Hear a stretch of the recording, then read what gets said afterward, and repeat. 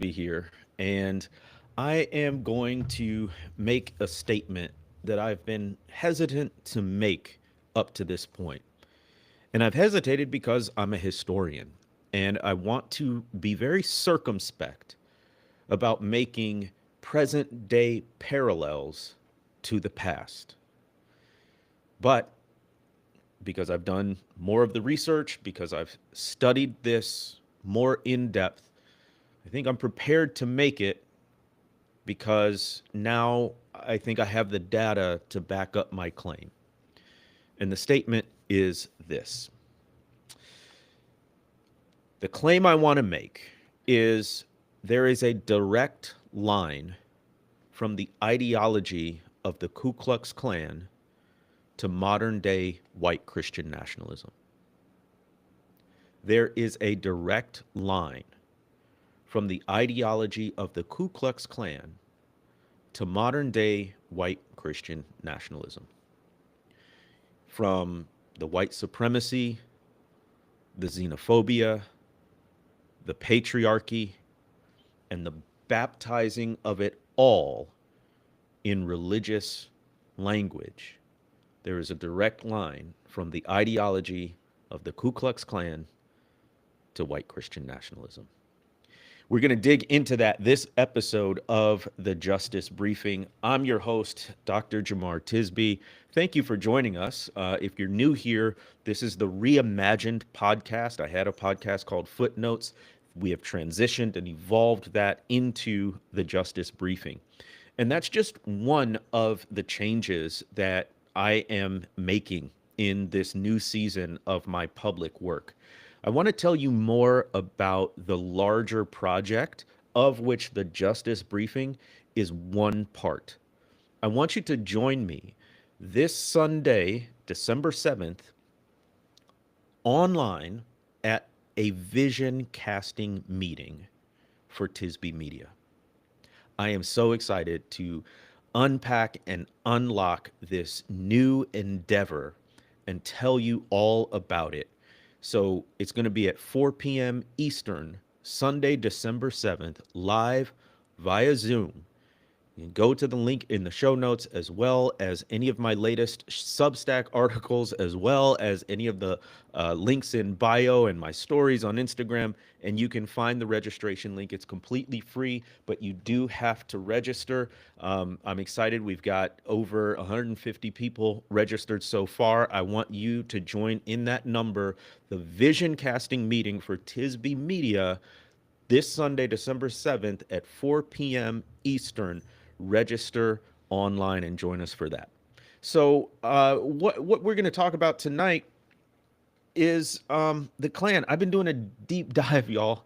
It started a couple of weeks ago. I needed an article that was kind of tailored to Thanksgiving. And unfortunately, what I came up with was the fact that the rebirth of the Ku Klux Klan in the Jim Crow era happened on Thanksgiving Day. I'll tell you more about that in a moment. But because of that, as I was researching for that article, which you can find at jamartisby.substack.com right now, as I was researching for that article, I went into this rabbit hole to learn more about the Klan. And in the process, it just became readily apparent, undeniably apparent, that this ideology of the most notorious white supremacist group in our nation's history has a lot of similarities to what modern day white Christian nationalism. So don't hear what I'm not saying. I'm not saying that everyone who subscribes to white Christian nationalist beliefs in the 21st century is the same as a Ku Klux Klan member in the 19th or 20th century. I'm not saying that all white Christian nationalists have this overt, specific hatred of black people. And I'm most certainly not saying that they would condone the racial terrorist activities of the Ku Klux Klan, the lynchings, the cross burnings, the arsons of black churches, the intimidation, you name it. I'm not saying that it is a one-to-one comparison. What I am saying is that if you repudiate the ideas and the ideology of the Ku Klux Klan, you must also repudiate the ideas and the ideology of white Christian nationalism because they're so similar, because they share a lot of the same DNA. Now, throughout this episode, I'm going to talk to you about the history of the Klan and specifically its ideology. I'll talk also about white Christian nationalism and its present day ideology. But history is the study of continuity and discontinuity. What is the same, but also what is different. And so there are some important differences between the Klan of the 20th century and white Christian nationalism in the 21st century. So again, I'm not making a one-to-one comparison here, and I'm not calling modern day adherents to white Christian nationalism Klan members. What I am saying is everything you dislike about the Klan has some echoes in the modern day white Christian nationalist movement. And if you want to reject what the Klan stood for, you must also reject what white Christian nationalism stands for. All right. So, with that preamble, let's get into this thing. By the way, I hope this is working. I should be live. This is another evolution that you are helping with as we build out the justice briefing. I asked for new subscribers to jamartisby.substack.com, my Substack publication, and a bunch of you stepped up. And because of that, I was able to purchase a new camera. We're looking at a Sony A7 IV with this depth of field, and we got this new light over here that's it's one of those things where you can do all the colors in the color wheel, and so I've got it calibrated just right for my lovely chocolate skin tone. We got a little shadow effect going on over here. By the way, this thing up here, if you're watching, that's my computer. So if I'm looking a little bit off to the side, I'm just checking my notes here because I've got the receipts and I want to make sure I get some of this, all of this stuff right. And if you're watching this, I'm live streaming to not one, not two, but hopefully three different platforms right now. I am live streaming, I hope, on Substack and on Facebook. There's still a lot of folks who tune in on Facebook, and I should be on YouTube as well. So this is the evolution, y'all. I'm just trying to show you what your support does. There are tangible effects. And if I look clean right now, then that is because of your support. So let's get into it. Let's start with my favorite area, which is history. So if you've been following along my work, then you've heard me talk about the fact that there were three iterations of the Ku Klux Klan. The first one was right after the Civil War. Now, why would that be?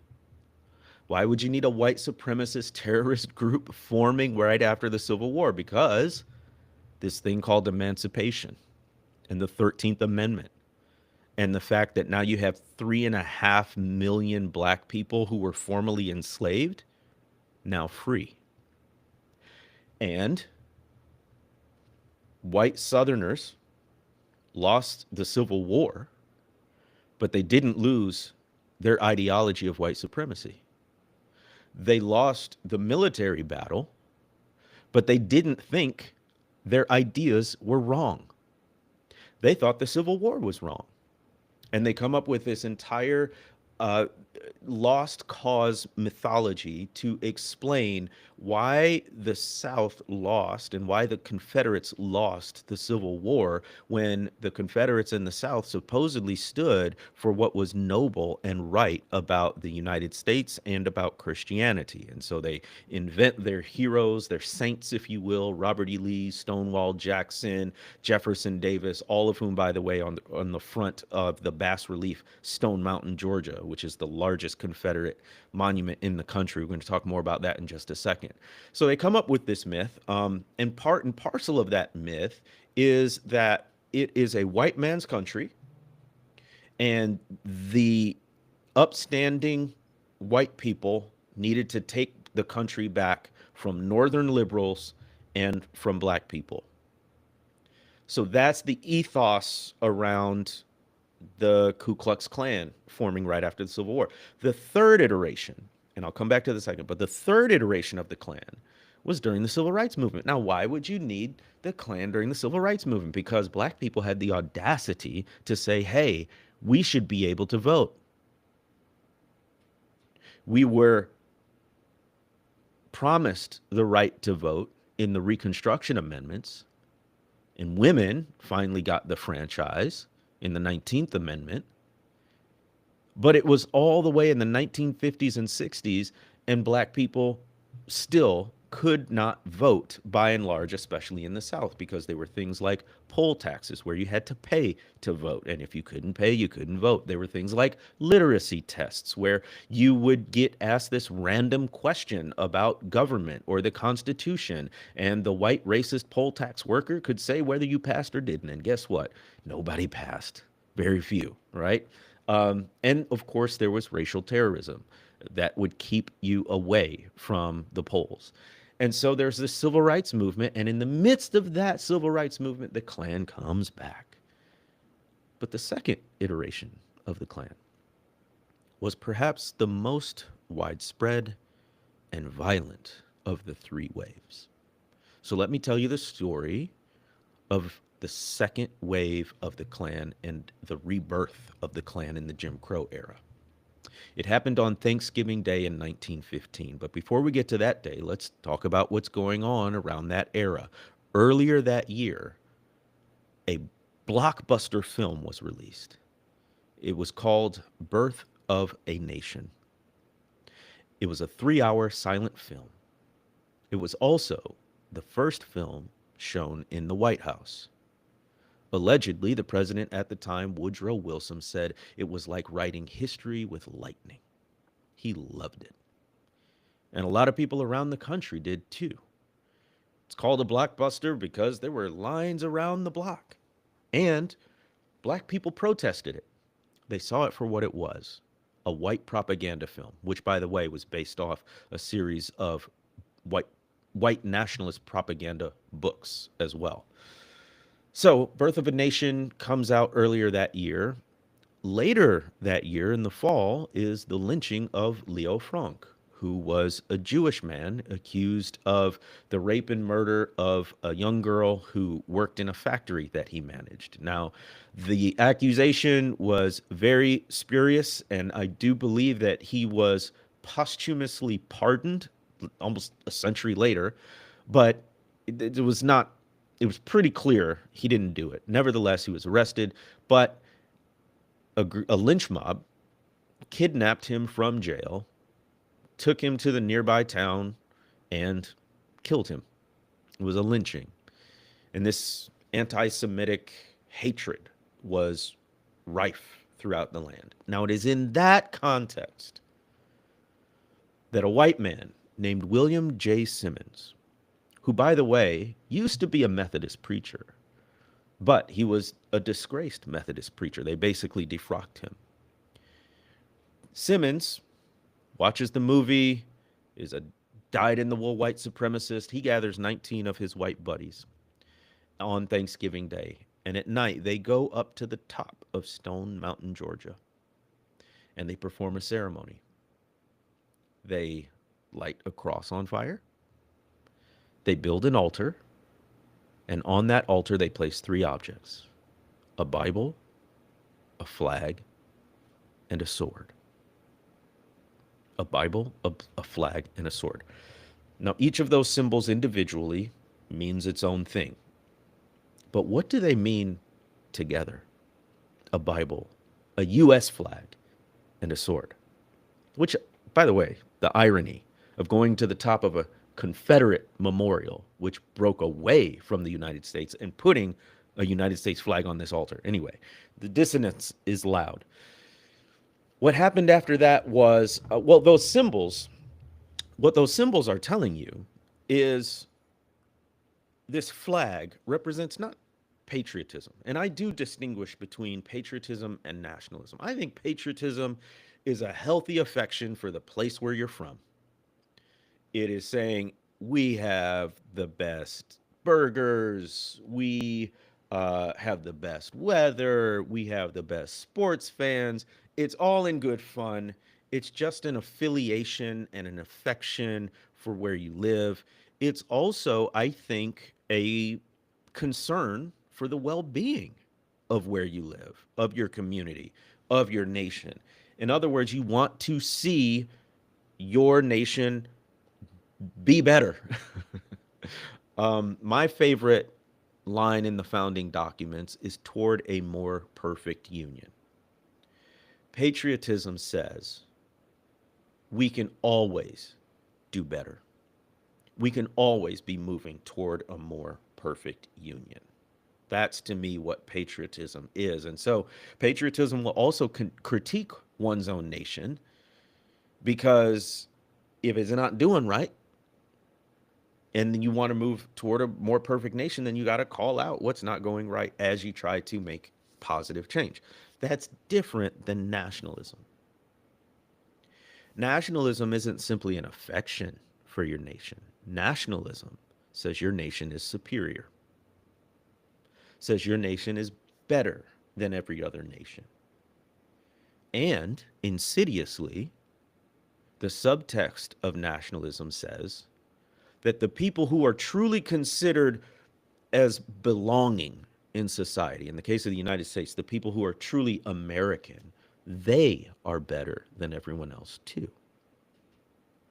So nationalism twists and poisons any sort of patriotic idea. And the US flag on that altar on Thanksgiving Day in 1915, at the rebirth of the Klan, signified not patriotism, but nationalism. And then you have the Bible.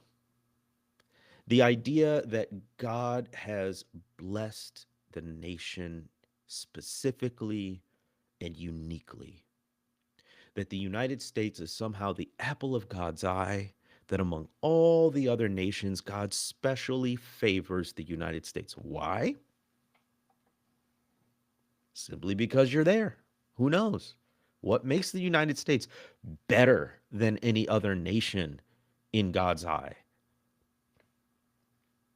Who knows? But the Ku Klux Klan thought that the United States was a specially favored nation and was a Christian nation.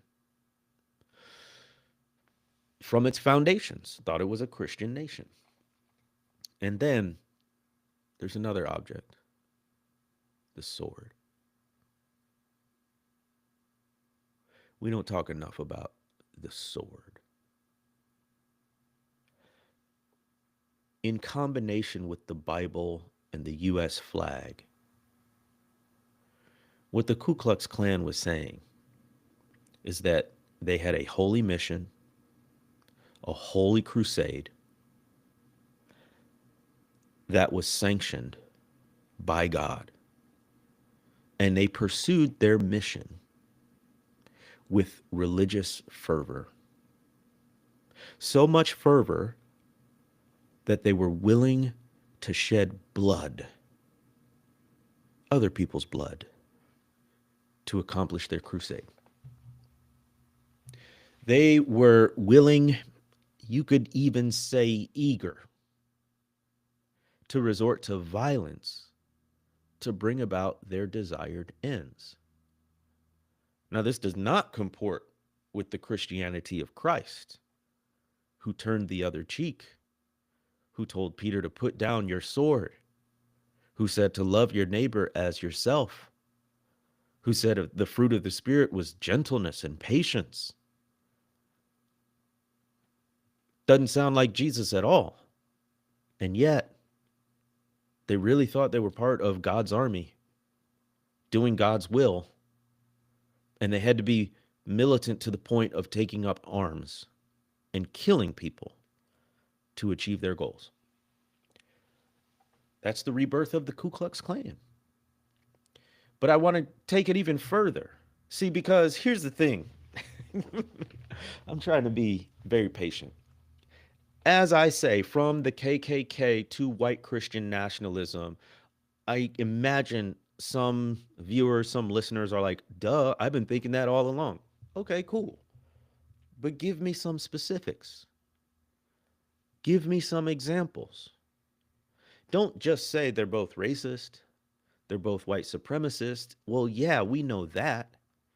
But give me some specific parallels. That's what I'm going to get into here. What I'm doing right now is I'm laying the historical groundwork. By the way, I can't believe this is free for y'all. This is knowledge that if you listen to this, you're going to know more than 95% of the people in the world about US white Christian nationalism. And I'm giving it to you for free.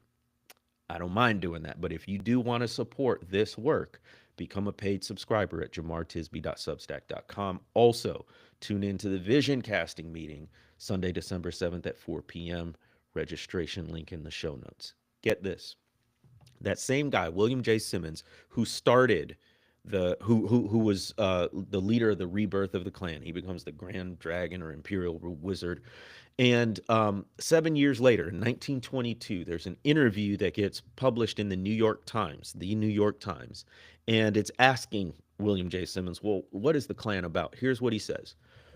The Ku Klux Klan admits membership to none but native-born, white, Gentile, Protestant Americans, whose statement of principles was a restoration of the fundamental principles of American democracy as embodied in the Constitution of the United States, an organization whose code of conduct was Protestant Christianity. Do you pick up what he's putting down? Check this out. Ku Klux Klan admits membership. All right. So this is a fraternal organization, and I'm going to get to their initiation questions that they ask to potential members. But Simmons is saying, who can be a member? No one except native born. Well, what's the opposite of native born? Immigrant. So he's saying the Klan doesn't take immigrants. You have to have been born in the United States. Okay, cool. Well, there were a lot of black people born in the United States. Is that cool, William J. Simmons? No. Because the next part, he says, native born white. Y'all, this is why I say the white in white Christian nationalism. We're going to make those parallels in a second. But in the Klan ideology, yeah, we know it's white supremacist, we know it's racist, but here it is explicit by the leader of the second coming of the KKK, native born white. That's the project. Isn't it interesting that those are the first descriptors that he says? He's got this long list. The first one, native born white people. That's who he's talking about. But not all. He talks about religion.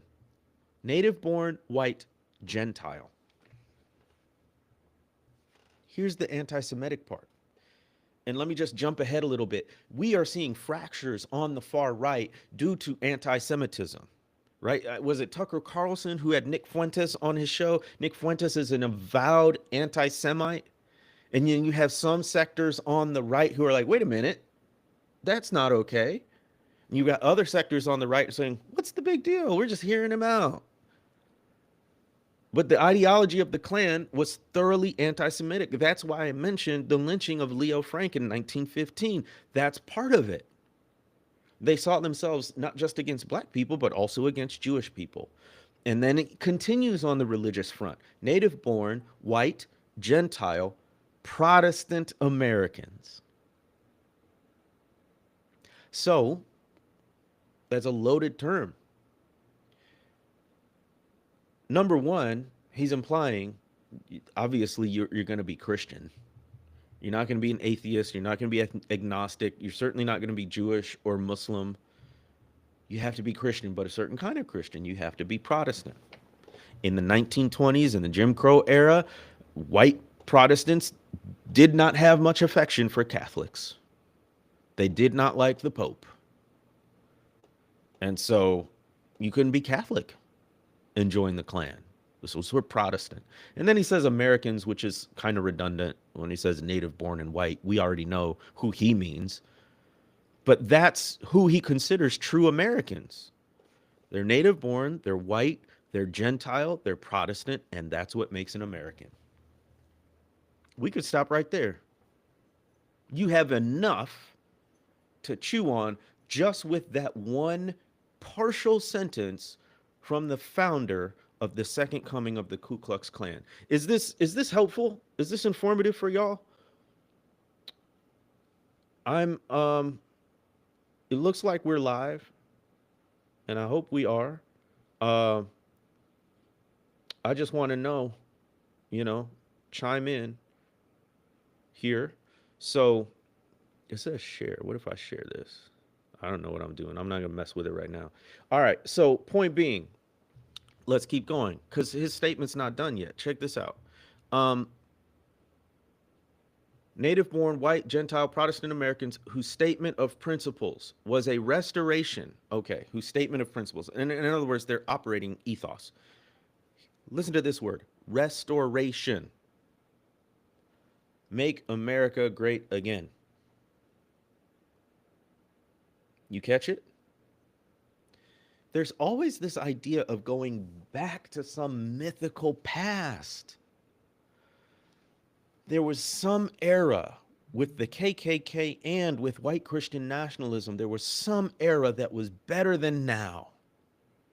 And if we want to fix what's wrong now, we have to go back. As Simmons says, we have to have a restoration. As the modern movement says, we have to make America great again. But there's always this idea of going back, which is, by the way, regressive, not progressive. It's regress. It's pulling you backwards rather than progress in moving forward. A restoration of the fundamental principles of American democracy. Golly.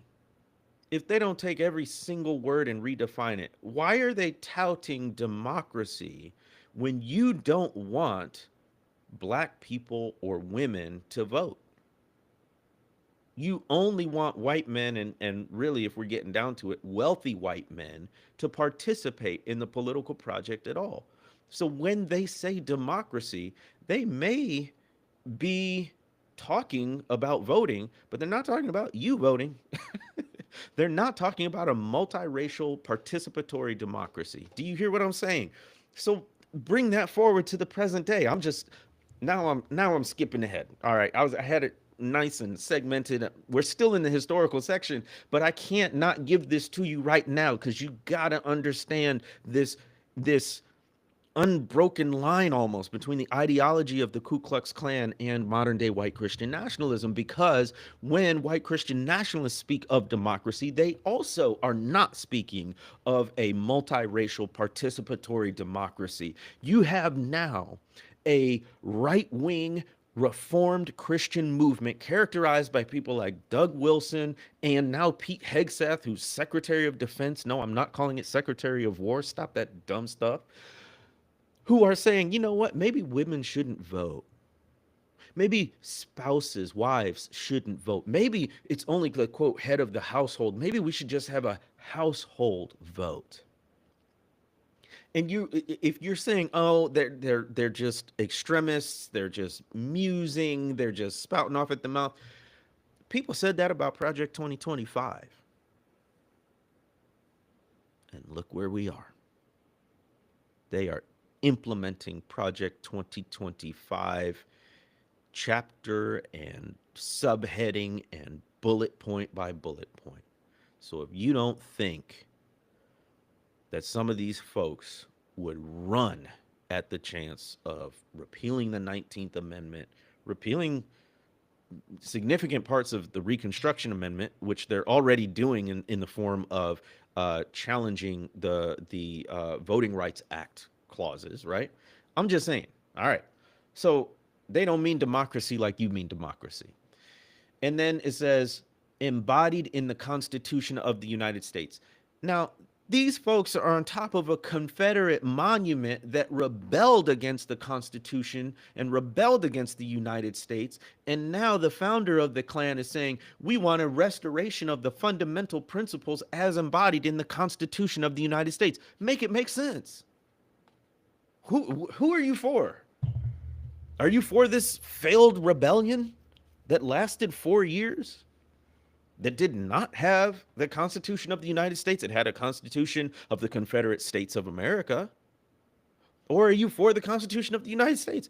It doesn't matter to them because either way, they're going to import their own meaning to it. But it's just, to me, the irony screams here. You're uplifting the Constitution of the United States while you're on top of a monument dedicated to rebelling against the United States. And then it ends an organization, meaning the United States, whose code of conduct was Protestant Christianity. You see what I'm saying? They believed the United States was founded as a Christian nation. Not just any Christian, Protestant Christianity. He had to throw that in there a second time in that statement. And what do they mean?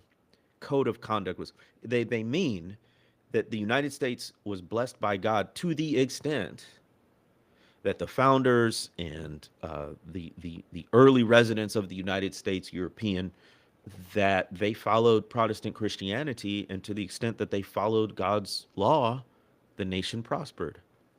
And if you want the nation to prosper again, if you want a restoration, then you got to get back to these fundamental Christian principles.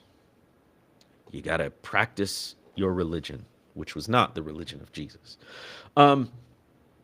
So that's the description of the Klan's ideology. But I do want to make one more point before going on to talk about the modern day parallels in more detail. All of this was undergirded by religion. This horrific, dehumanizing, racist, white supremacist ideology was undergirded by a perversion of what they called Christianity. That's what we see today with white Christian nationalism too. So check this out. You can go all the way back. Shout out to Sung Chan Ra and Mark Charles. If you haven't read their book, Unsettling Truths, Don't Walk, Run. It's called Unsettling Truths. If you want that book, go to the Justice Library. That is my bookshop.org page. Go to bookshop.org, check out my bookshop there, and there's something called the Justice Library. Unsettling Truths is there, along with literally dozens of other excellent books on this topic and more. So they talk about the papal bull Dum Diversus from Pope Nicholas V, and that papal bull, which was a letter, initiated a doctrine that any new lands, quote, discovered by Europeans could be rightfully, meaning God said it was okay, taken over and its people enslaved. Why? Because they were pagans. So the Pope is saying, hey, any new lands you discover, quote unquote, go in there, take their natural resources, exploit the people for labor, and because they're pagans, it's all okay.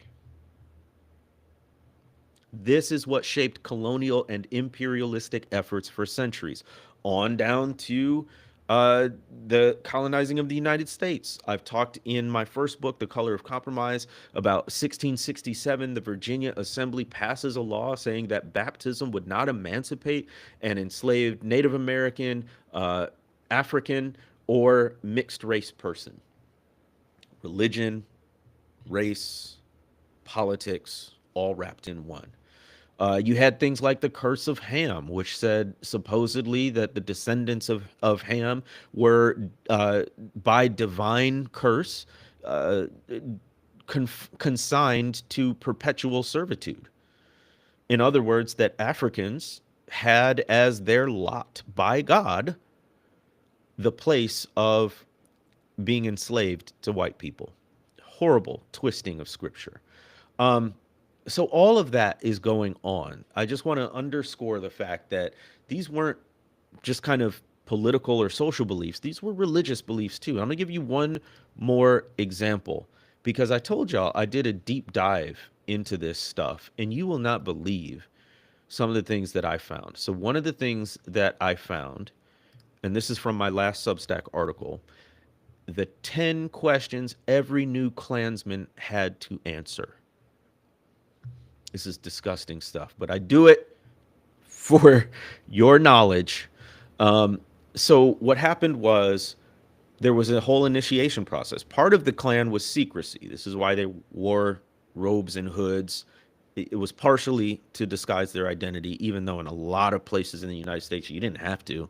You could be a sheriff, you could be a politician, you could be a pastor and be in the Klan and still be considered an upright citizen.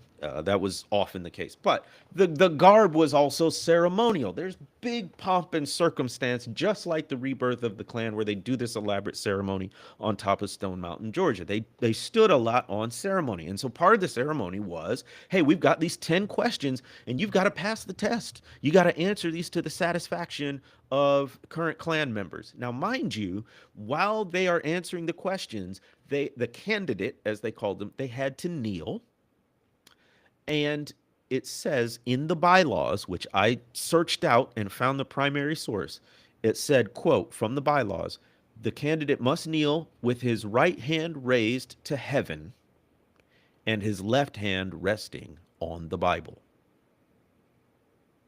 Don't miss that.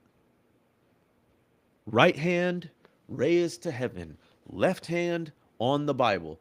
Everything they were about to answer was done under the sight of God, intentionally.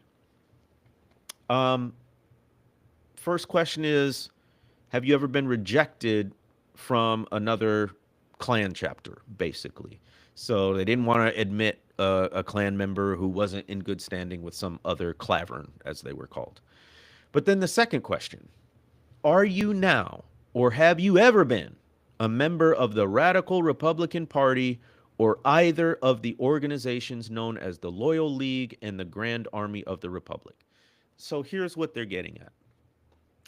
The Radical Republicans passed the Reconstruction Amendments, 13th, 14th, and 15th Amendment, emancipation, voting rights, birthright citizenship. Do not pay attention to the party name, pay attention to the party platform.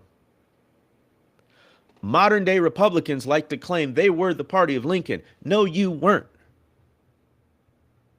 They like to claim we're the party of emancipation. No, you weren't. You have the same label, you have the same party name, but your platform is completely the opposite. Don't let them fool you. I'm not going to go into that. It's a dumb argument. It's not a good faith one. If people think that's actually true, they don't know, not even history. It's just basic logic. And I'm not getting into that. But here's my point. The Klan was asking candidates, have you ever been a member of the Party of Emancipation? You had to say no. Here's the third question. Are you opposed to the principles and policy of the Radical Party? By the way, isn't it interesting? What is radical is emancipating enslaved people. What is radical is giving them the right to vote. What is radical is saying that if you are born here, you are a citizen here. That's what they're calling radical. And to this day, who do they call the radicals? The people who want to abolish ICE, which if we had listened years ago, maybe we wouldn't be having ICE and Customs and Border Patrol abducting people off the streets. Y'all, I don't know. You get me fired up here. I'm sorry. I'm not sorry, but sometimes I surprise myself with my own passion here. I'm just saying, this is the power of history. I never set out to become a historian, but it was during the Black Lives Matter movement, 2014, 2015, when people were talking about policing, and I was like, what is the deal? Why is everyone... I mean, I knew it as a black man in America. I had been followed by police. I had been pulled over. All of my black male friends, we have horror stories of it. So I knew that from individual experience, but activists were talking about something bigger and something deeper and something much, much longer. And it was in studying history that I finally started to understand why they were so against policing as it took shape in the United States, because it was rooted in slave patrols. And you can go back and look at the badges. They look like sheriff badges from the 19th century, but they say slave patrol. And so modern day policing is rooted in the control and the brutalizing and the murder of black people. I'm not saying every cop. I'm not saying in every instance. I'm just saying the ethos, the way it evolved, its roots are in that historical reality. And so that's why I get fired up about history now. But because when we study those roots, we can understand the fruits and we can do something to change it. So this is why, I'm reading through these 10 questions that Ku Klux Klan candidates get asked, and I'm getting fired up. The fourth question: did you belong to the Federal Army during the late war and fight against the South during the existence of the same? Just say it. Just make it plain.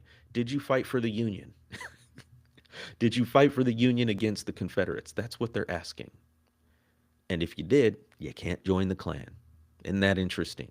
They want this restoration of the Constitution and democracy, but if you fought against the Confederacy that broke away from all that, you can't be in the Klan. Question 5. Are you opposed to Negro equality, both social and political? Are you opposed to Negro equality, both social and political? And question 6. Are you in favor of a white man's government in this country? Are you in favor of a white man's government in this country? So you had to be opposed to Negro equality, both social and political. Social, meaning no integration. And they created this boogeyman, especially in Birth of a Nation, of rapacious black men who wanted to ravage white women. That led to countless lynchings where they unjustly accused black men of crimes against white women. So they were particularly concerned about desegregation and integration, but also politically. They didn't think black men, black people in general, should have any political power, let alone political leadership or elected office. So they were hopping mad in the Reconstruction era when scores upon scores of black men were elected to political office, all the way from the Senate to local postmaster.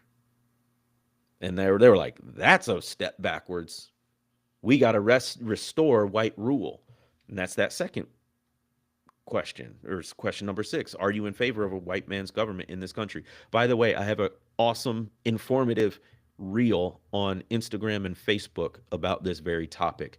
I make the case that the reason why we have a MAGA movement is backlash against having our first black president, which a lot of people have made that point before, but I also connect it to these questions and to this history of the Klan that never thought black people should have any sort of political power. So it's not just that recent history in the 21st century. It has deep, deep, long roots historically as well.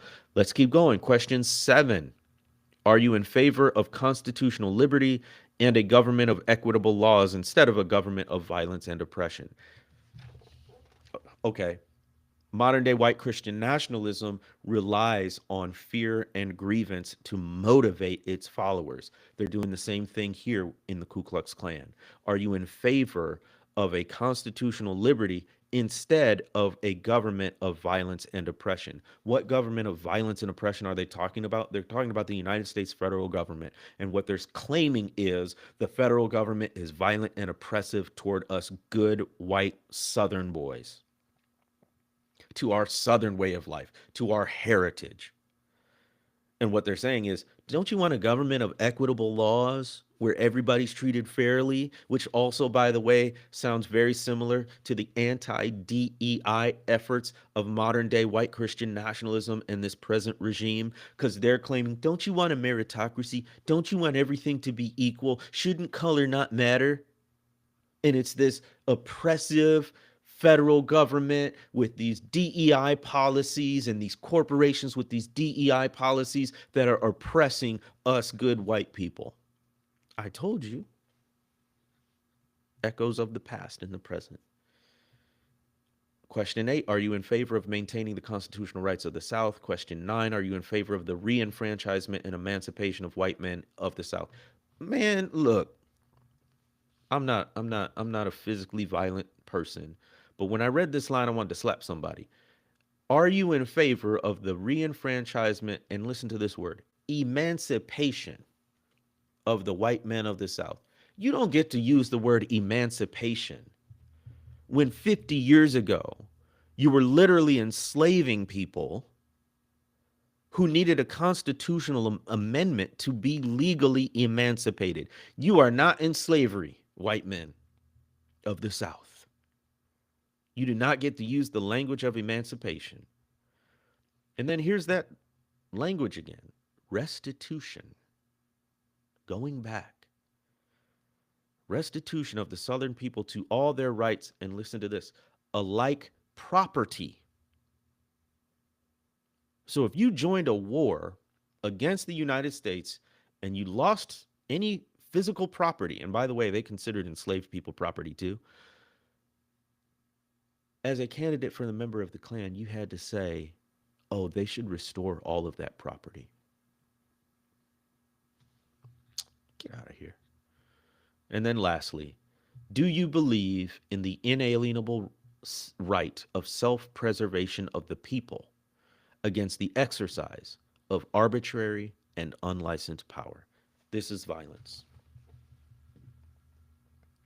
Do you believe in the inalienable right of self-preservation? This is where you get all these gun fanatics screaming about the Second Amendment, which they're calling an inalienable right. And they're saying it's about self-preservation, and they're saying it's about guarding against arbitrary and unlicensed power. What power is that? Again, the power of the federal government, namely to enforce civil rights. Reconstruction ended when, in a political deal to put Rutherford B. Hayes in office during a close election of the presidency, the powers that be agreed to withdraw federal troops from the South and therefore stop enforcing the Reconstruction Amendments and the civil rights of still newly emancipated black people. It had only been 12 years since the Civil War. So what the Klan is saying, this is arbitrary and unlicensed power, not only then, because this is now 1915, but against any sort of civil rights progress, whether that's voting rights for women, whether that is opposing, they were trying to put forth anti-lynching laws in Congress, which didn't get passed till the 21st century, just a couple of years ago, actually. So they're saying that's arbitrary and unlicensed power. Are you picking up what I'm putting down here? Is this making sense? I'm hoping this is helpful. I'm hoping we got some history lovers out here, and I'm hoping that you are seeing how this ideology is a connection to modern day white Christian nationalism. Now, let me make that connection explicit. You remember what William J. Simmons said about native-born white Gentile Protestant Americans? Keep that in mind as I read this. This is from Philip Gorski and Samuel Perry in their book, The Flag and the Cross. They talk about white Christian nationalism as a deep story. And it says, white Christian nationalism's deep story goes something like this. America was founded as a Christian nation. Remember that Protestant American thing from the Klan? By who? White men, remember, Gentile, native-born white, who were traditional Christians, again, that Christian language, who based the nation's founding documents on Christian principles. And guess what? That's what William J. Simmons says, that the fundamental principles of American democracy, as embodied in the Constitution, whose code of conduct was Protestant Christianity. Are you seeing the parallels here? This is the good stuff. This is where the history has present-day ramifications. And it says, the deep story says the United States is blessed by God, which is why it's been so successful. It's blessed because people adhere to Protestant Christianity. And the nation has a special role to play in God's plan for humanity, but these blessings are threatened by cultural degradation from un-American influences, both inside and outside our borders. That's the deep story of white Christian nationalism. That story sounds a heck of a lot like the description of the ideology of the Ku Klux Klan. That's what I'm saying.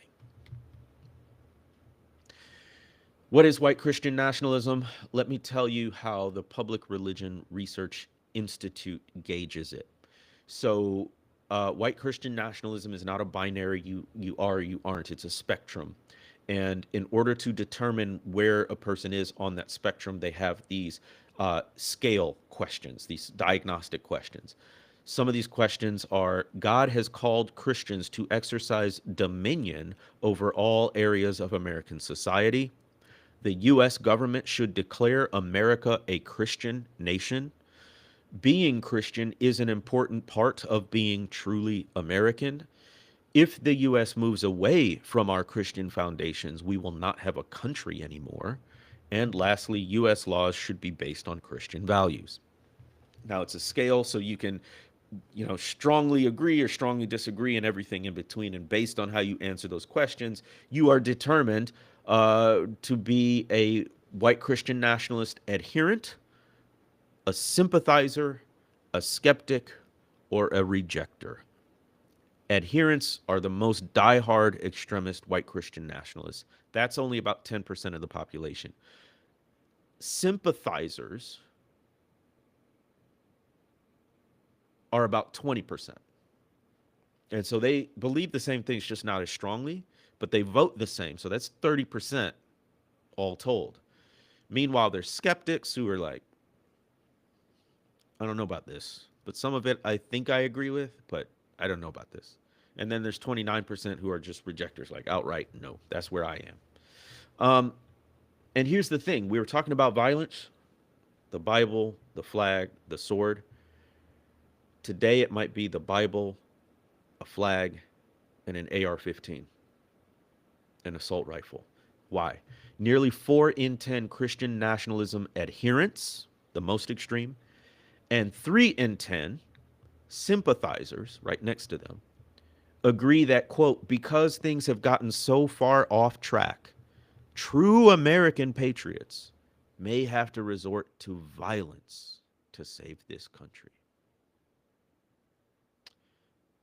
Past in the present. Remember when these questions, the questions for candidates to the Klan, do you believe in the inalienable right of self-preservation of the people against the exercise of arbitrary and unlicensed power?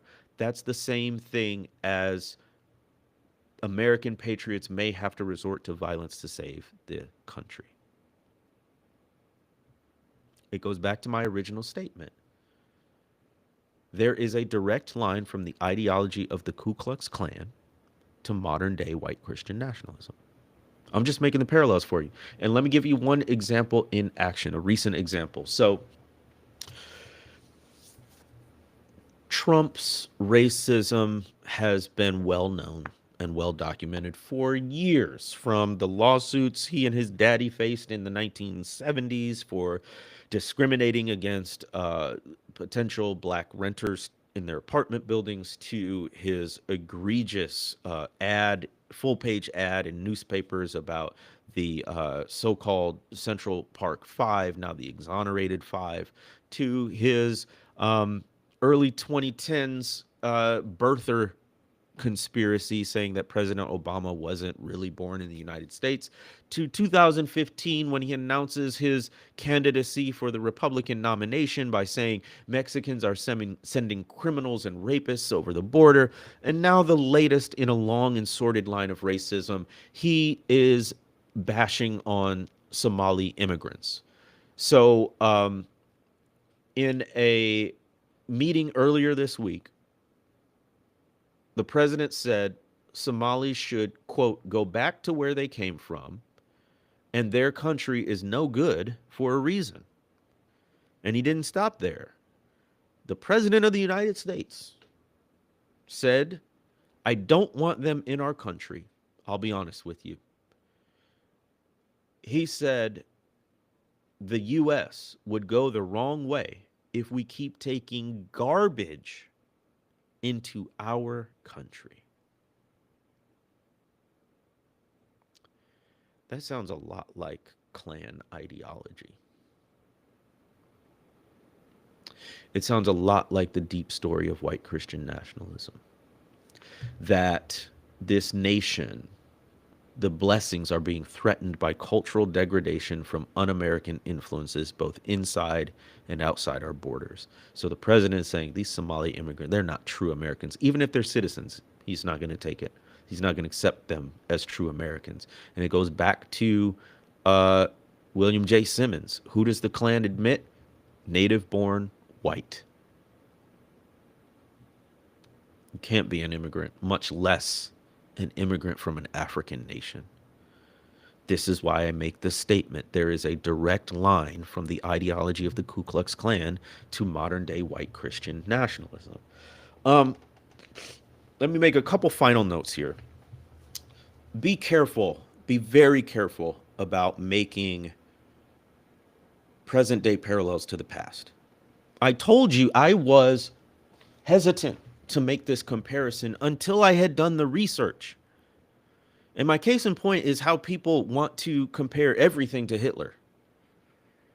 If something's evil, if something's bad, if something is white supremacist, they say Hitler.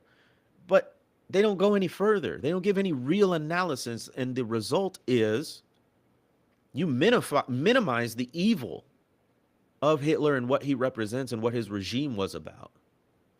And you also make facile comparisons that really don't stand up to scrutiny.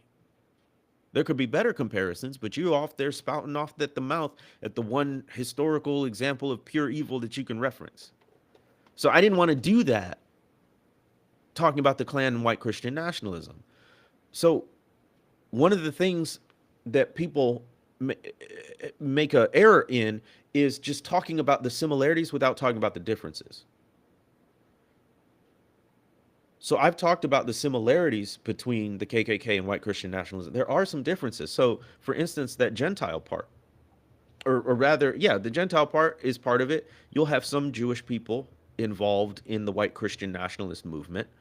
They're not down with the Christian part, but they're down with the political project of white Christian nationalism. And you also have a difference when it says Protestant Americans in the Jim Crow era Klan. Now you have plenty of Catholics involved in white Christian nationalism. We have not talked nearly enough about the strand of white right-wing extremist Catholicism that J.D. Vance represents, that over half of the Supreme Court justices are Catholic, but in a particular way, the Amy Coney Barrett's of the world way of representing Catholicism. So that is a difference between the KKK's ideology and modern white Christian nationalism. Modern white Christian nationalism will admit Catholics, and gladly in a sense, because the Catholic Church still has a lot of power in a lot of different ways. So there's some discontinuity there. So if you're going to make a parallel between the present and the past, don't just emphasize the similarities, emphasize the differences as well. Because one of the things I always say, and we need to stop saying this in the national conversation, is that history repeats itself. No, it doesn't. It's never one-to-one. There's always continuity and discontinuity. And if we gloss over the discontinuity, we miss important nuances and important lessons that the past can give us in the present. So instead, I say, history rhymes. There are echoes of the past in the present. But that is not to say history repeats itself. So, in conclusion, the Klan may be past, but the ideology is not. And the church and our nation must decide which story it will sanctify. Thank you for joining me on this episode of the Justice Briefing. If you want to support my work, the best way to do it is become a paid subscriber at jamartisby.substack.com. And you can hear more about this larger project that I'm doing at the intersection of faith, history, and justice that is Tisby Media this Sunday, December 7th at 4 p.m. Registration is free. Join me live online to hear more about it. Catch you next time on the Justice Briefing. Thank you.